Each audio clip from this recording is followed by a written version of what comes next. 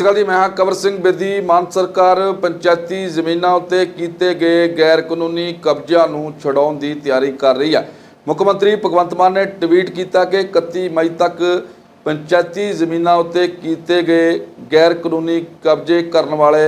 ਜ਼ਮੀਨਾਂ ਨੂੰ ਛੱਡ ਦੇਣ, नहीं तो 1 जून ਤੋਂ ਵੱਡੀ कार्रवाई सरकार कर सकती है। 2022 ਦੇ ਵਿੱਚ ਆਮ ਆਦਮੀ ਪਾर्टी ਦੀ ਸਰਕਾਰ ਨੇ ਜਦੋਂ सत्ता संभाली ਤਾਂ पंचायत मंत्री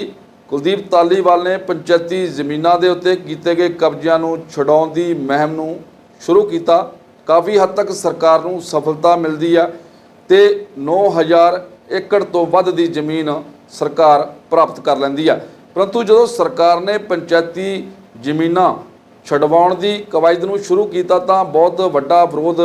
ਕਿਸਾਨ ਜਥੇਬੰਦੀਆਂ ਦਾ ਸਾਹਮਣੇ ਆਇਆ। ਬਹੁਤ ਸਾਰੇ ਲੋਕ ਜਿਹੜੇ चाहे वह शामलाट जमीनां सी, चाहे जंगलात विभाग दीयां जमीनां सी जां सरकारी कब्जे हेठ जमीनां सी, जिहड़े लोग लंबे समय तो इस दे उत्ते काबिल सी, उन्हां वल्लों वड्डे इतराज आ रहे सी कि सरकार ने सत्ता संभाली है तां उन्हां दे कब्जे छडवाए जा रहे हैं। परंतु सरकार ने स्पष्ट कर दिता सी कि जिहड़े लोकां ने चाहे वह जंगलात विभाग की जमीन ते कब्जा किया होया जां पंचायतां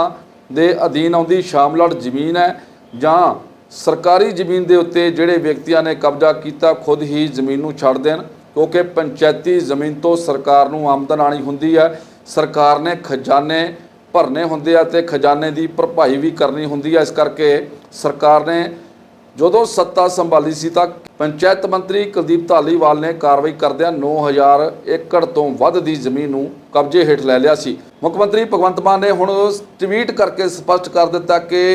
पंचायत की शामलाट जमीन होवे, जंगलात विभाग की जमीन होवे जां सरकारी जमीन ते किसी ने भी कब्जा किया होवे छड़ दिता जाए तो सरकार नहीं तो वड्डी कार्रवाई करेगी। परंतु तुहानूं दस दिंदे कि लंबे समय तो पंचायत दी शामलाट जमीनां दे उत्ते बहुत सारियां होर जिहड़ियां सरकार दे अधीन आउंदियां जमीनां ने उहदे उत्ते रसूखदारां ने कब्जा किया होया, सियासी लोकां ने कब्जा किया होया। इत्थों तक कि अजिहे लोग भी शामिल ने ਜਿਹੜੇ ਲੋਕ ਰਿਟਾਇਰ ਹੋ ਚੁੱਕੇ ਨੇ, ਸਰਕਾਰ ਦੇ ਅਧੀਨ ਆਉਂਦੇ ਸੀ, ਪਰੰਤੂ ਜਦੋਂ ਉਹ ਸੇਵਾ ਮੁਕਤ ਹੋਏ ਤਾਂ ਉਹਨਾਂ ਨੇ ਪੰਚਾਇਤ ਦੀਆਂ ਜ਼ਮੀਨਾਂ ਵਾਹੁਣੀਆਂ ਸ਼ੁਰੂ ਕਰ ਦਿੱਤੀਆਂ, ਪੰਚਾਇਤ ਦੀ ਜ਼ਮੀਨ ਦੇ ਖੇਤੀ ਸ਼ੁਰੂ ਕਰ ਦਿੱਤੀ ਤੇ ਸ਼ਾਮਲਾਟ ਜ਼ਮੀਨਾਂ ਨੂੰ ਵਰਤਣਾ ਸ਼ੁਰੂ ਕਰ ਦਿੱਤਾ। ਪਰੰਤੂ ਹੁਣ ਜਦੋਂ ਸਰਕਾਰ ਬਦਲੀ ਹੈ ਤੇ ਸਰਕਾਰ ਨੇ ਸਪਸ਼ਟ ਕਰ ਦਿੱਤਾ ਹੈ ਕਿ ਪੰਚਾਇਤੀ ਜ਼ਮੀਨਾਂ ਦੇ ਉੱਤੇ ਕਿਸੇ ਵੀ ਤਰ੍ਹਾਂ ਦੇ ਗੈਰ ਕਾਨੂੰਨੀ ਕਬਜ਼ੇ ਨਹੀਂ ਰਹਿਣ ਦਿੱਤੇ ਜਾਣਗੇ। ਸਰਕਾਰ ਨੇ ਹੁਣ ਟਾਰਗੇਟ ਮਿੱਥਿਆ ਕਿ 10 ਜੂਨ ਤੱਕ 6000 ਏਕੜ ਦੀ ਜ਼ਮੀਨ ਨੂੰ ਜਿਹੜਾ ਹੈ ਉਹ ਟਾਰਗੇਟ ਕੀਤਾ ਗਿਆ ਤੇ ਉਹ ਕਿਸੇ ਵੀ ਹਾਲਤ ਵਿੱਚ ਛਡਵਾਈ ਜਾਏਗੀ। ਸਰਕਾਰ ਨੇ ਸਪਸ਼ਟ ਕਰ ਦਿੱਤਾ ਕਿ 50000 ਏਕੜ ਤੱਕ ਦੀ ਜ਼ਮੀਨ ਜਿਹੜੀ ਆ ਉਹ ਗੈਰ ਕਾਨੂੰਨੀ ਕਬਜ਼ੇ ਹੇਠ ਹੈ। ਉਹਦੇ ਵਿੱਚੋਂ 21000 ਏਕੜ ਜਿਹੜੀ ਹੈ ਉਹ ਖੇਤੀਯੋਗ ਹੈ। ਪਰੰਤੂ ਜਿੱਥੇ ਜਿੱਥੇ ਵੀ ਸਰਕਾਰ ਨੂੰ ਕਬਜ਼ੇ ਵਾਲੀ ਲੋਕੇਸ਼ਨ ਮਿਲ ਰਹੀ ਹੈ ਉਸ ਦੇ ਉੱਤੇ ਵੱਡੀ ਕਾਰਵਾਈ ਤਾਂ ਹੋਏਗੀ ਜ਼ਰੂਰ। पंचायत मंत्री कुलदीप धालीवाल ने स्पष्ट कर दिता कि सरकार दे कोल डाटा मौजूद है कि किहड़े लोग खेती योग के तहत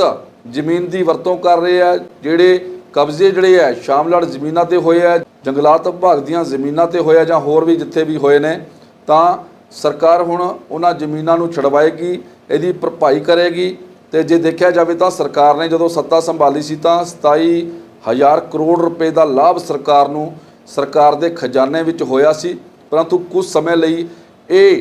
जिहड़ी मुहिम सी इस करके मट्ठी पै गई क्योंकि जिहड़े लोग लंबे समय तो इन्हां जमीनां दे उत्ते काबिल सी उन्हां वल्लों विरोध किया जाता है, अदालतां वल रुख किया जाता है ते लंबी चाराजोई जिहड़ी सी वो चल रही सी। परंतु काफ़ी हद तक सरकार नूं सफलता मिली है कि सरकार की अपील नूं मनदियां होइयां रसूखदारां ने, सरकारी रिटायर्ड अफसरां ने ਤੇ बहुत सारे अजिहे सियासी नेतावां ने उन्हां दी अपील दे उत्ते गैर कानूनी कब्जे छड़ दिते है। परंतु अजे भी 50000 ਏਕੜ ਤੋਂ ਵੱਧ ਦੀ ਜ਼ਮੀਨ ਜਿਹੜੀ ਹੈ ਉਹ ਗੈਰ ਕਾਨੂੰਨੀ ਹੈ ਤੇ ਉਹਨਾਂ ਲੋਕਾਂ ਦੇ ਕਬਜ਼ੇ ਹੇਠ ਹੈ ਜਿਨ੍ਹਾਂ ਨੂੰ ਛਡਵਾਇਆ ਜ਼ਰੂਰ ਜਾਏਗਾ। ਸਰਕਾਰ ਨੇ ਸਪਸ਼ਟ ਕਰ ਦਿੱਤਾ ਹੈ ਕਿ ਹੁਣ 10 ਜੂਨ ਤੱਕ 6000 ਏਕੜ ਤੱਕ ਦੀ ਜਿਹੜੀ ਜ਼ਮੀਨ ਹੈ ਉਹ ਦਾ डाटा तैयार कर लिया गया, वो हुण छड़वाई जाएगी। सरकार वालों दिते गए अल्टीमेटम तो बाद वेखना ये होएगा कि 31 मई तक किहड़े लोग सरकार की अपील मन के पंचायती जमीनों तो गैर कानूनी कब्जे छड्ड देणगे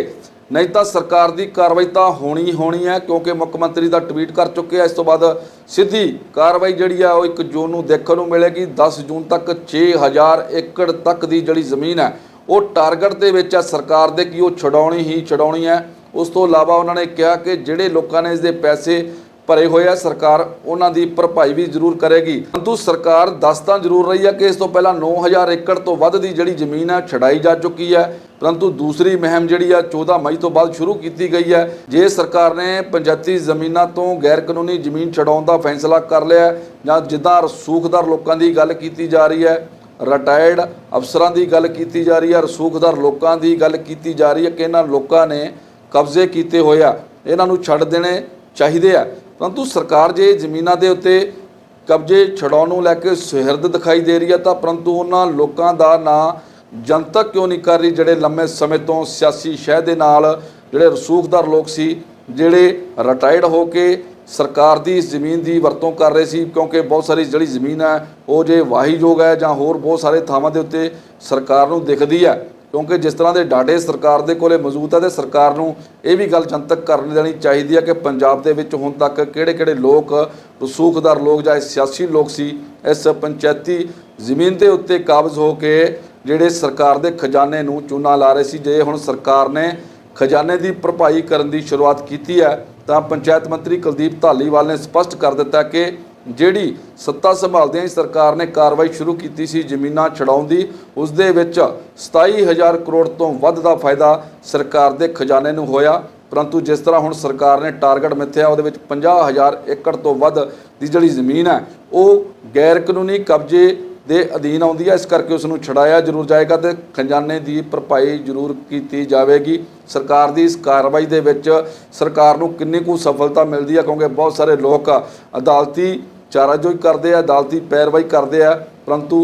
ये भी अपील जिहड़ी अपील सरकार वालों की जा रही है उसका असर लोगों ते किन्ना कुछ पैंदा जिन्हां ने गैर कानूनी कब्जे किए हुए आ। सरकार के खजाने की भरपाई किन्नी कुछ हुंदी है, इस दे उत्ते ये वेखना जरूर होएगा कि सरकार की इस कार्रवाई के उत्ते किहड़ा असर किन्ना कुछ लोगों ते हुंदा है ते सरकार नूं किन्ना कुछ फायदा खजाने विच हुंदा दिखाई देवेगा। 30 एकड़ जमीन जिहड़ी है ਇਹਦਾ ਸੀ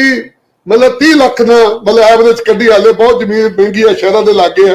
ਪਰ ਕਈ ਜ਼ਮੀਨਾਂ मतलब ਦਰਿਆਵਾਂ ਦੇ ਲਾਗੇ ਵੀ ਹੈ ਤੇ ਸਮਝ ਲਓ ਤੁਸੀਂ ਅਸੀਂ 2709 ਕਰੋੜ ਦੀ ਜ਼ਮੀਨ ਪਿਛਲੇ ਸਾਲ ਸਰਕਾਰ ਨੂੰ ਛੁਡਾ ਕੇ ਦਿੱਤੀ ਹੈ 2709 ਕਰੋੜ ਦੀ ਇਹ मतलब ਛੋਟੀ ਗੱਲ ਨਹੀਂ ਹੈ ਸਰਕਾਰ ਦੀ ਆਮਦਨ ਦੇ ਵਿੱਚ ਇੰਨਾ ਵੱਡਾ ਅਸੀਂ ਸਾਡੇ ਮਹਿਕਮੇ ਦੇ ਸਾਡੀ ਟੀਮ ਨੇ ਇੰਨਾ ਵੱਡਾ ਜਿਹੜਾ ਵਾਅਦਾ ਕੀਤਾ ਤੇ ਐਲਕਾ ਵੀ ਅਸੀਂ ਇੱਥੇ ਲਗਭਗ ਜਿਹੜਾ ਅਸੀਂ ਇਹਦੇ ਲਾਗੇ ਜਾਗੇ ਪਹੁੰਚ ਜਾਣਾ ਕਿਉਂਕਿ ਜ਼ਮੀਨਾਂ ਜਿਹੜੇ ਲਾਟ ਅਸੀਂ ਦੇਖੇ ਆ ਉਹ ਮੋਸਟਲੀ ਸ਼ਹਿਰਾਂ ਦੇ ਲਾਗੇ ਉਹ ਜ਼ਮੀਨਾਂ ਬਹੁਤ ਮਹਿੰਗੀਆਂ ਸੋ ਮੈਂ ਤੁਹਾਨੂੰ ਇਹੀ ਕਹਿਣਾ ਚਾਹੁੰਦਾ ਤੁਹਾਡੇ ਥਰੂ ਸਮੁੱਚੇ ਪੰਜਾਬੀਆਂ ਨੂੰ ਅਪੀਲ ਕਰਨਾ ਚਾਹੁੰਦਾ ਕਿ ਜਿਹਦੇ ਕੋਲ ਜਿਸ ਭਰਾ ਦੇ ਕੋਲ ਵੀ ਕੋਈ ਜ਼ਮੀਨ ਜਿਹੜੀ ਆ ਕਿਸੇ ਦੇ ਦੱਬੀ ਹੈ ਉਹ ਜ਼ਮੀਨ ਆਪਣੇ ਆਪ 31 ਮਈ ਨੂੰ ਛੱਡ ਦੇ। ਅਸੀਂ 31 ਮਈ ਤੋਂ ਬਾਅਦ ਸਾਡੀਆਂ ਬਹੁਤ ਸਾਰੀਆਂ ਕੱਲ ਅਸੀਂ ਜਿਹੜੀਆਂ ਮਤਲਬ ਰੱਖੀਆਂ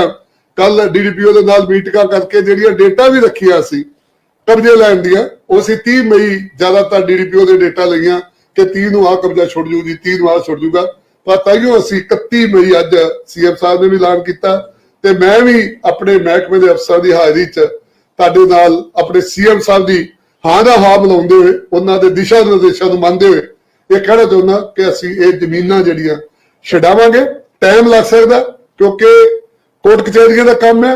ਅਸੀਂ ਕਿਤੇ ਧੱਕਾ ਨਹੀਂ ਕਰਨਾ ਚਾਹੁੰਦੇ ਕਿਤੇ ਕੋਈ ਗੈਰ ਕਾਨੂੰਨੀ ਕੰਮ ਨਹੀਂ ਕਰਨਾ ਚਾਹੁੰਦੇ।